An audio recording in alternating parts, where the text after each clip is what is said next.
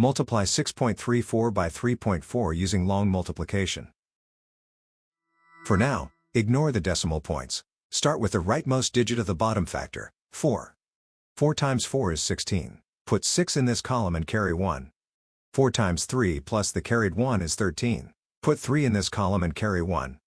4 times 6 plus the carried 1 is 25. The first partial product is 2536. Now use the next digit to the left, 3. Start one place to the left. 3 times 4 is 12. Put 2 in this column and carry 1. 3 times 3 plus the carried 1 is 10. Put 0 in this column and carry 1. 3 times 6 plus the carried 1 is 19. The second partial product is 19,020. Now add the partial products, working from right to left. In the ones column, 6 plus 0 is 6. In the tens column, 3 plus 2 is 5. In the hundreds column, 5 plus 0 is 5. In the thousands column, 2 plus 9 is 11. Put 1 in this column and carry 1.